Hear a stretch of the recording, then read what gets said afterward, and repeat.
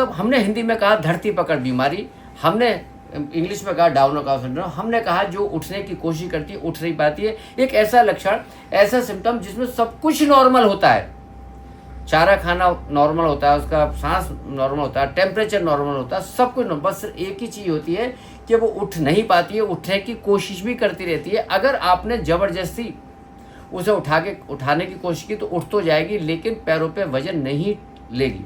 जब ऐसी कंडीशन हो जाती है तो इस कंडीशन को बोलते हैं डाउनर काउ सिंड्रोम। तो ये किस वजह से होती है, कौन से पशुओं में ज़्यादा होती है, इसके ऊपर चर्चा करेंगे, बताएंगे कैसे क्या होता है। तो ये हेलो दोस्तों, नमस्कार, आदाब। मैं डॉक्टर उमर खान। आज 90% जो पशुओं की बीमारी है और दुधारू पशुओं की बीमारी है, उन पशुओं के ऊपर चर्चा करने वाला हूँ, उस बीमारी के ऊपर चर्चा करने वाला हूँ। वो 90% बीमारी जो होती है वो उन्हीं विशेष पशुओं को होती है। वो कौन से पशुओं को होती है, क्यों होती है, उसका क्या इलाज है और उसका कारण क्या है।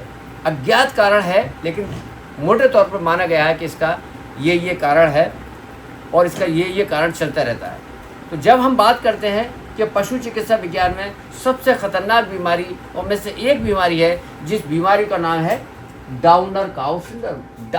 Downer cow syndrome. Downer cow syndrome का मतलब हमने हिंदी में कहा धरती पकड़ बीमारी, हमने इंग्लिश में कहा डाउनर काउ सिंड्रोम। हमने कहा जो उठने की कोशिश करती है उठ नहीं पाती है। एक ऐसा लक्षण, ऐसा सिम्टम जिसमें सब कुछ नॉर्मल होता है, चारा खाना नॉर्मल होता है, उसका सांस नॉर्मल होता है, टेम्परेचर नॉर्मल होता है, सब कुछ नॉर्मल, बस एक ही चीज़ होती है कि वो उठ नहीं पाती है, उठने की कोशिश भी करती रहती है। अगर आपने ज़बरदस्ती उसे उठाने की कोशिश की तो उठ तो जाएगी, लेकिन पैरों पे वजन नहीं लेगी। जब ऐसी कंडीशन हो जाती है तो इस कंडीशन को बोलते हैं डाउनर काउ सिंड्रोम। तो ये किस वजह से होती है, कौन से पशुओं में ज़्यादा होती है, इसके ऊपर चर्चा करेंगे, बताएंगे कैसे क्या होता है। तो ये बीमारी है डाउनर काउ सिंड्रोम, एक मेटाबॉलिक बीमारी है। मेटाबॉलिक बीमारी का मतलब ये होता है कि किसी भी चीज़ का इम्बैलेंस हुआ है, जो प्रॉपर रेशियो होना चाहिए कैल्शियम, मैग्नीशियम, फास्फोरस का, उसमें जब अनुपात गड़बड़ हो जाता है, उस बीमारी को हम कहते हैं मेटाबॉलिक डिसऑर्डर। किसी भी तरीके से, जैसे दूध के अंदर कैल्शियम की कमी हो जाना, तो मिल्क फीवर हो जाना या हाइपोकैल्शियम हो जाना, इस बीमारी को हम क्या कहते हैं, मेटाबॉलिक डिजीज। या एसिडोसिस हो गई, इसको बोलते हैं मेटाबॉलिक डिजीज। या फास्फोरस की कमी हो गई, पीपीएच हो गई, तो इसको बोलते हैं मेटाबॉलिक डिजीज। तो मेटाबॉलिक डिजीज है, ये भी एक मेटाबॉलिक डिजीज। कौन सी? डाउनर काउ सिंड्रोम जो है, ये भी एक मेटाबॉलिक डिजीज है, जिसमें पशु ब्याने के 2 से 3 दिन बाद जमीन पर बैठे गए। ब्याने के 4 से 6 हफ्ते के बाद 90% केसेस में बैठा रह जाता है पशु। 10% केसेस में 2 से 3 दिन बाद बैठता है, लेकिन मोर देन 90% केसेस में ब्याने के 4 से 6 हफ्ते बाद ये बीमारी नोटिस की जाती है, देखी जाती है। तो 4 से 6 हफ्ते में ही क्यों देखी जाती है, इसके ऊपर भी हम चर्चा करने वाले हैं। क्यों देखी जाती है 4 से 6 हफ्ते में? 2 से 3 दिन बाद जमीन पर बैठा ही रहता है। ये अधिक दूध देने वाली गायों में अधिक होता है। ये हाई यील्डर पशुओं की बीमारी है, खासतौर से एचएफ की बीमारी है। खासतौर से जो बीमारी है वो बहुत बड़ी वजन की होती है, खासतौर से दूसरे और तीसरे और चौथे ब्यात की बीमारी है, पहले ब्यात की बीमारी भी नहीं है। अधिक दूध देने वाले पशुओं की बीमारी है, इसमें भी होल्स्टाइन फ्रीजर गाय जो रहती है उसमें ज़्यादा होती है। गाय सबसे अधिक चपेट में आती है, इसमें सबसे ज़्यादा इस बीमारी में गाय सबसे ज़्यादा चपेट में आती है। विचित्र बात यह है कि पशु यूँ तो सक्रिय व सचेत रहता है, कहीं कोई दिक्कत नहीं, कोई परेशानी है, सचेत रहेगा और सक्रिय रहेगा, लेकिन सिर्फ खड़ा नहीं हो पाता है। इसे एक विशेष प्रकार का मिल्क फीवर भी कहा जाता है। मिल्क फीवर कहा जाता है, विशेष प्रकार का मिल्क फीवर कहा जाता है। तो मिल्क फीवर को डाउनर काउ सिंड्रोम से कैसे डिफ्रेंशिएट करोगे? कोई बता सकता है कैसे डिफ्रेंशिएट करोगे?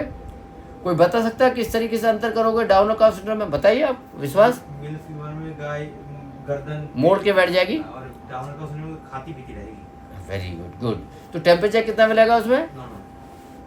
और मिल्क फीवर है डाउन, हाँ, सब नॉर्मल मिलेगा, इसमें नॉर्मल मिलेगा। और क्या सिम्टम्स हैं? डाउनर काउ सिंड्रोम में एक हिस्ट्री मिलेगी ब्याने के 4 से 6 हफ्ते बाद, लेकिन मिल्क फीवर में मिलेगी ब्याने के 24 घंटे के अंदर, 48 घंटे के अंदर। ये खास है तो बैठी रहेगी।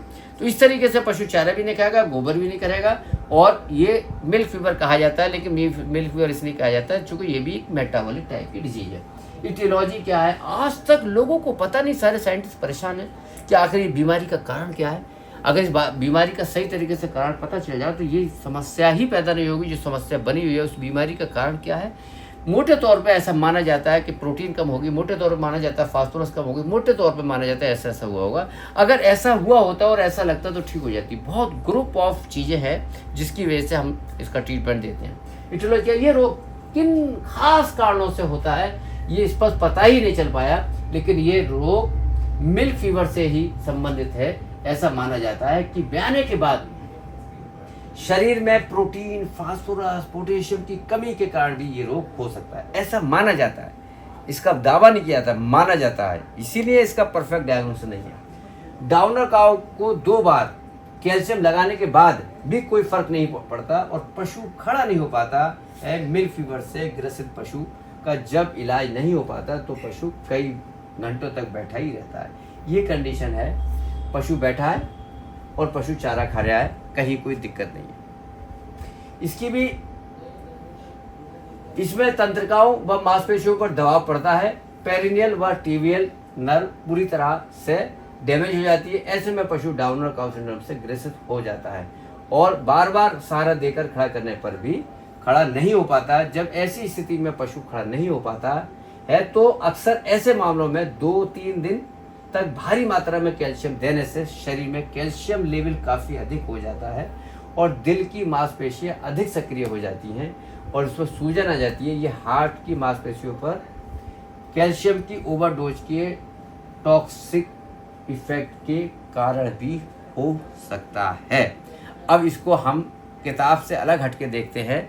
जब हम किसी पशु को जाके देखते हैं तो कोई पशु अगर खड़ा नहीं होता है, कैल्शियम लगाने के बाद एक बोतल, दूसरी बोतल लगती है, दूसरी में खड़ी नहीं होता, तीसरी माइफैक्ट की बोतल लगाता है, ओवरडोज और कैल्शियम होगी तो हार्ट की जो मायोकार्डियम ऊपर की मसल्स है उस पर इरिटेट हो जाती है, उस पर सूजन आ जाती है, इन्फ्लेमेशन होता है, पशु की मौत हो जाती है। आप देखते हो कभी कभी माइफैक्ट की बोतल लगा रहे थे और पशु की मौत हो गई। तो बहुत ही गलत प्रथा है कि जब हम किसी हाइपोकैल्शियमिक ट्रीटमेंट करते हैं तो हमें ये उम्मीद रखते हैं कि बोतल चढ़ते चढ़ते पशु खड़ा हो जाना चाहिए। नहीं, 99%, 95% केसेस में कैल्शियम के चढ़ते चढ़ते पशु ठीक हो जाता है, लेकिन किसी केस में मेटाबॉलिक रेट कम होने की वजह से 2 घंटे बाद, 4 घंटे बाद, 6 घंटे बाद रिजल्ट आता है। तो मेरा ये मानना है कि अगर आपको कैल्शियम देना है तो 50 से 100 ml से ज़्यादा कैल्शियम पशु को नहीं देनी चाहिए। 50 से 100 ml कैल्शियम देने के बाद पशु को छोड़ देना चाहिए। 4 से 6 घंटे का रेस्ट रहना चाहिए। 4 से 6 घंटे में खड़ा हो जाता है। लेकिन हमारे पैरावेट्स के द्वारा क्या किया जाता है, एक बोतल चला जाती है, एक बोतल के बाद खड़ा, दूसरी बोतल चला जाती है, तीसरी बोतल चला जाती है और वो फिर पशु बजाय बैठने के लेट जाता है, चारा खाना छोड़ जाता है, अल्टीमेटली उस पशु की डेथ हो जाती है। तो डेथ से बचने के लिए आपको जो प्रारंभिक अवस्था है, शुरू का जो ट्रीटमेंट है, आप मेरे साथ जाते हो, अभी मिल्क फीवर का केस देखा आपने, कितना ml कैल्शियम दिया आपने? कौन गया था वहाँ पर? एक भैंस को नहीं देखा जो लेटी हुई थी? तुम में से गए थे? तुम गए थे? तुषार गया था। हमने 30 से 40 ml कैल्शियम देकर भैंस को खड़ा कर दिया। बहुत बड़ी भैंस थी। तो बहुत ज़्यादा कैल्शियम देने से पशु को नुकसान होता है, ज़्यादा नहीं देना है। तो एक्सेसिव डोज ऑफ कैल्शियम भी इसका कारण हो सकता है। सिम्टम्स क्या आएंगे? सीधे सीधे सिम्टम्स हैं। पशु में बस उठने की कोशिश नहीं करेगा, सारे सब कुछ नॉर्मल होगा, इसका यही लक्षण आएगा। मिल्क फीवर के इलाज के बावजूद पशु खड़ा नहीं हो पाता, लेकिन पशु सक्रिय और सचेत होता है तथा मदद करने पर खड़ा होने की बार बार कोशिश भी करता है। सहारे से खड़ा करने पर खड़ा तो हो जाता है, लेकिन सहारा हटते ही गिर जाता है, मतलब सहारे पे खड़ा रहता है, ये ऐसे खड़ा हुआ है। भूख कम लगती है, पानी भी कम पीता है, जुगाली, गोबर, मूत्र कारण ये सारी चीज़ सामान्य होती है। टेम्परेचर नॉर्मल होता है, लेकिन कभी कभी रोग की आखिरी अवस्था में सब नॉर्मल हो जाता है। पिछले पैर तो मुड़े हुए ही रहते हैं, लेकिन अगले पैरों की मदद से पशु बैठा बैठा अपनी जगह इधर से उधर बदलता रहता है। सामान्य तौर से ये रोग 1 से 2 सप्ताह तक चलता है, लेकिन ये अवधि अलग अलग होती है। ये इस बात पर निर्भर करता है कि नर्व व मसल्स का कितना नुकसान हुआ है, पशु के रखरखाव में कितना ध्यान दिया गया है। यदि इस दौरान कोई अन्य इन्फेक्शन ना हो जाए तो पशु की हालत गंभीर हो जाती है। अगर हो जाए तब जो पशु अलर्ट नहीं है, बिल्कुल नहीं खा पाते हैं या नहीं खाते, तो वे कोमा में चले जाते हैं। इस टाइप का कोमा में आ जाते हैं, लेट जाते हैं। मोटे तौर पर ये कहा जा सकता है कि जो पशु मिल्क फीवर का इलाज देने के बाद भी 24 घंटे तक बैठा ही रहता है तो ये डाउन काउ सिंड्रोम में समझा जाना चाहिए। डायग्नोसिस: गाय सामान्य ब्याही थी या ताकत से बच्चे को बाहर निकाला गया। अब ये पहचान होगी। बैठने का कारण क्या है? यहाँ से आगे छींक होगी। बच्चा खींच रहे थे, बहुत ताकत से खींचा, गाय उठ रही, मतलब नर्व डैमेज हुई, और नर्व डैमेज होगी, खड़ी नहीं होगी। ये डाउनर काउ सिंड्रोम का कारण है नर्व डैमेज का। कहीं प्लेसेंटा तो नहीं निकाला गया था, प्लेसेंटा निकाला गया तब भी डाउनर काउ सिंड्रोम का बन जाता, पशु बैठ जाता, नहीं निकलता। क्या ब्याने के बाद पशु खड़ा हो गया था? ब्याने के बाद पशु खड़ा हो गया था। क्या इस अवस्था में उसके शरीर के नीचे कठोर जमीन थी, या मिट्टी रेत बोरी थी, या गद्दे थे, भूसा आदि के नरम बिछौने की व्यवस्था की गई थी? क्या पशु का मिल्क फीवर के लिए इलाज हुआ या नहीं हुआ? पशु का अधिक दिनों तक बैठे रहने के कारणों में निम्न प्रकार की जांच करें। मतलब ये बताया जा रहा है डायग्नोस करने के लिए आपको केस हिस्ट्री लेनी पड़ेगी कि पशु ब्याया था तो नॉर्मल ब्याया था, बच्चा खींचा था, जेल खिंचवाई थी नहीं खिंचवाई थी, या इसको क्या हुआ है, ऐसी जगह तो नहीं बांधा था कि जिसकी वजह से नीचे बेडिंग मटेरियल ख़राब हो, ऐसा तो नहीं था कि पशु बैठा रह गया तो उसको कैल्शियम की 1 2 3 बोतल लगाई गई हो। ये सारी चीज़ों को हम केस हिस्ट्री में पूछते हैं, उसके बाद हम देखते हैं कि मसल्स की क्या पोजीशन है। मस्कुलर इंजरी, नर्व इंजरी, इसके लिए बैठे हुए पशु को के पैरों की स्थिति तथा इधर उधर हिलने की स्थिति को देखते हैं। Fracture of pelvic bone, limbs bone, अगर फ्रैक्चर है तो कुत्ते दे जैसी डॉग सिटिंग पोस्चर में फ्रैक्चर ऑफ बोन को भी पहचानेंगे, फ्रैक्चर हुआ है या नहीं हुआ। इसके लिए बैठे हुए पशु के कमर के पास पेल्विक बोन को दबाकर जांच करें, पैरों को खींचना है, हिलाकर देखेंगे तो हड्डी में फ्रैक्चर की हिलने की आवाज़ से पता चलेगा ये हड्डी का फ्रैक्चर है।